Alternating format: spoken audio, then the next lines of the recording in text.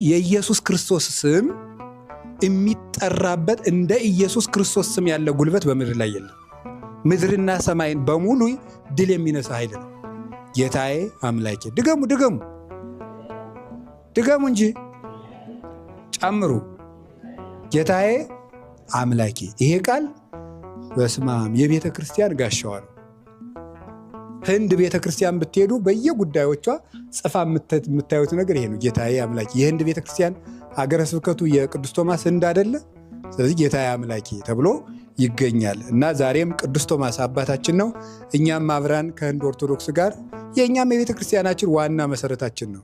ስብሐት ለከ ክርስቶስ እግዚእ ወአምላኪየ ኩሎ ጊዜ። ስለዚህ እግዚእ ወአምላኪየ ሳንል ቅዳሴ አንቀድስም ማለት ነው። ጌታዬ አምላኬ ብለን ነው ቅዳሴ የምንቀድሰው ስርዓተ ቅዳሴያችን ላይ ማለት ነው። ይሄ ቤተ ክርስቲያን የቆመችበት መሰረት ነው ማለት ነው።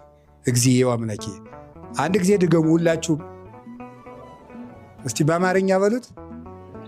ስለዚህ በጨነቃችሁ ቁጥር ዝም ብላችሁ 5 ደቂቃ ወስዳችሁ መቁጠሪያ ካላችሁ መቁጠሪያ፣ ከሌላችሁ በእጃችሁ ጌታ ኢየሱስ ክርስቶስ ማረኝ፣ ጌታ ኢየሱስ ክርስቶስ ማረኝ፣ ጌታ ኢየሱስ ክርስቶስ ማረኝ፣ ጌታ ኢየሱስ ክርስቶስ ማረኝ።